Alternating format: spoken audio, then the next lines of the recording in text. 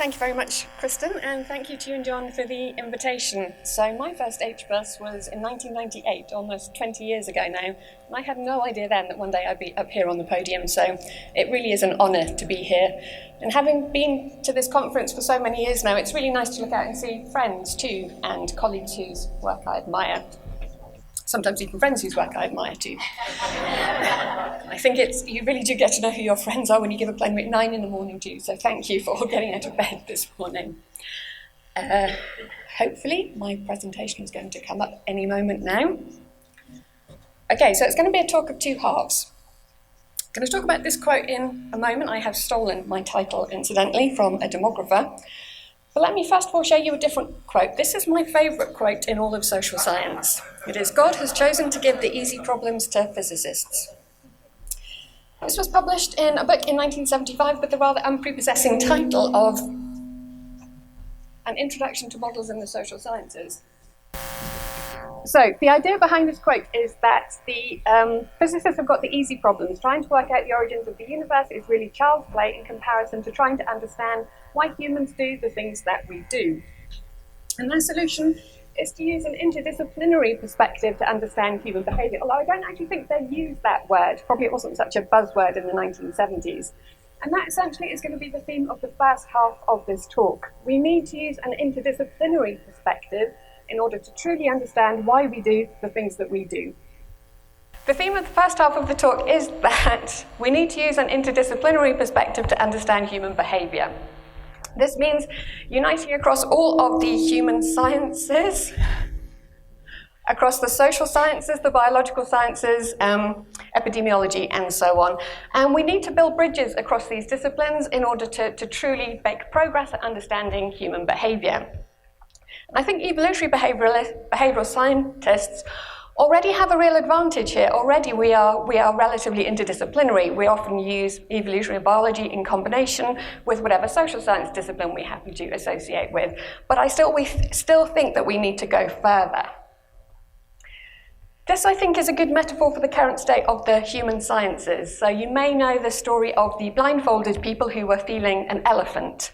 Because these people are blindfolded, they only get to feel the bit of the elephant that's right in front of them, and that means that they all think it's something different. So the guy feeling the side of the elephant thinks it's a wall, the guy feeling the tusk thinks it's a spear, and so on. This, I think, is quite a good metaphor for the human sciences, because we're all looking at the same thing, we're all looking at human behaviour, but we all think it's something a bit different in our different disciplinary silos.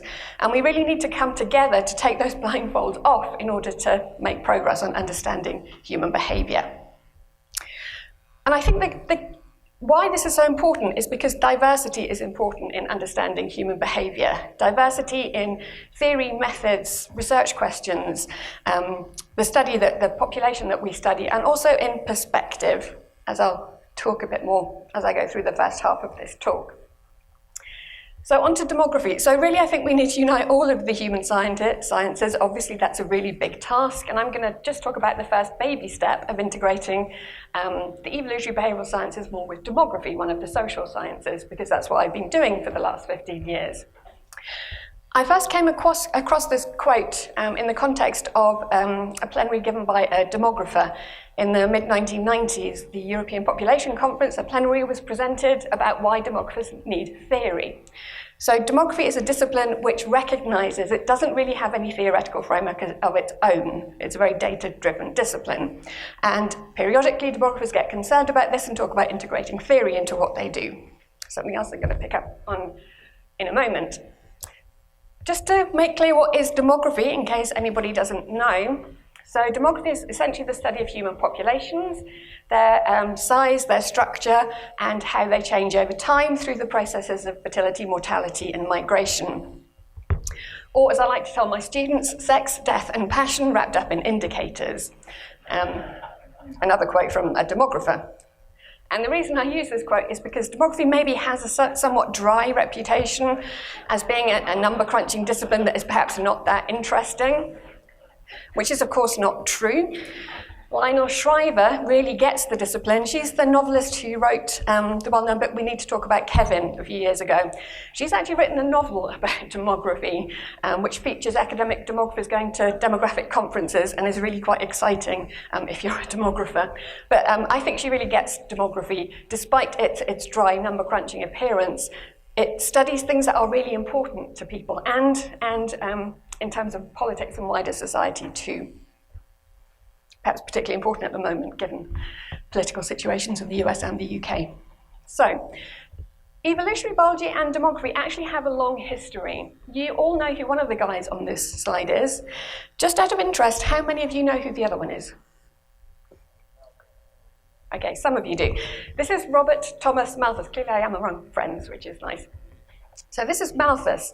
Malthus wrote a popular book in 1798 called On the Principle of Population, which was a really popular book, despite its rather pessimistic message that human populations are condemned to perpetual misery and suffering. So his argument was that human populations were always going to outgrow their resource base because human populations can always grow more quickly than, say, agricultural production. Darwin read this book. This is a quote from his autobiography, where he writes that he happened to be reading Malthus for entertainment as he was thinking about On the Origins of Species, and Malthus's book gave him a theory by which to work, which I think is quite ironic, given that demography considers itself a discipline without a theory. But anyway, evolutionary biology and demography have a long history. Even in the early 20th century, they were still very closely linked. So people like Pearl and Lotka, who were quite instrumental in the early origins of the academic disciplines of both demography and biology. Also the activists Mary Stopes and Margaret Sanger, who combined the rather unusual combination of women's rights and birth control rights with eugenics, drew upon both demography and biology. And it was that spectre of eugenics that undoubtedly was partly responsible for the division of the two disciplines after the Second World War. So in the decades after the Second World War, demography reinvented itself as a very respectable social science, whereas we know that biology did not. Biology, for some decades after the Second World War, in fact, steered entirely clear of studying human behaviour. And even when it did start to study human behaviour again, of course, as we all know, it was quite controversial amongst the social sciences. This is perhaps a little unfair. Matthew Connolly is a historian who wrote a book recently called Fatal Misconception, which is a history of the population control movement. And he essentially makes the point that demography was still pretty actively engaged in eugenics in the decades after the Second World War, in that same period when they were reinventing themselves as a respectable social science. So demographers after the Second World War were very keen to reduce fertility across poorer parts of the world because of a perception that population growth was too rapid in those parts of the world. And as this quote from a review of the book suggests, this was a rather problematic exercise. So it's perhaps unfair that demography is still considered very respectable, but applying biology to human behaviour still is less respectable given the histories of the two disciplines after the Second World War. However, demography has now moved on from eugenics, and in the last couple of decades, there's been a real rapprochement between evolutionary biology and demography, led by people like Jim Vopel, whose quote I have stolen as the title of my talk. So he's a social scientist, a demographer, who has done a lot of work with biologists like Jim Carey and other people to bring demography and evolutionary biology back together, which I think he deserves a huge amount of credit for. I also love the fact that this is how he chooses to portray himself on one of his professional websites.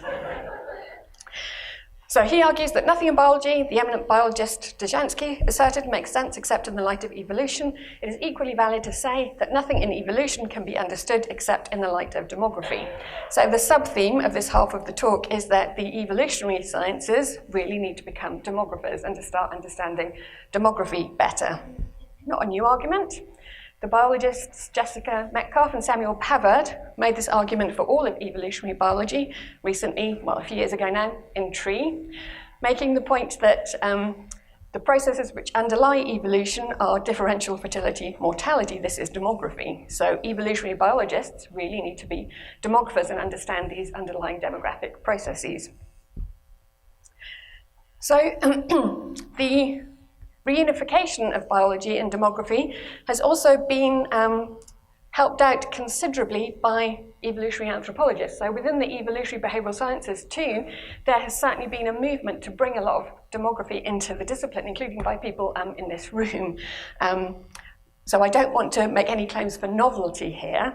The importation of demography into the evolutionary behavioral sciences has been going on for some decades now, but it's still perhaps something of a minority interest, and I really think the whole discipline needs to take this on board. Just to give some examples of why I think it's so important for the evolutionary behavioral scientists to learn a little bit of demography. One of the things I think we really can take from demography is respect for data and methods. So demography is a number crunching descriptive discipline a lot of the time. A lot of what demography do is produce accurate statistics because many bodies need accurate demographic statistics for a whole range of reasons. This means demographers have put a lot of effort into working out how best to collect data, how to analyze data, and they have a huge respect for data and methods. They have also collected an awful lot of data. The second half of my talk is really going to talk about the use of secondary data analysis in the evolutionary behavioral sciences. Again, this is not new in the evolutionary behavioral sciences. Some of the very early seminal work in the discipline, such as by Martin Daly and Margot Wilson on homicide, use secondary data sets.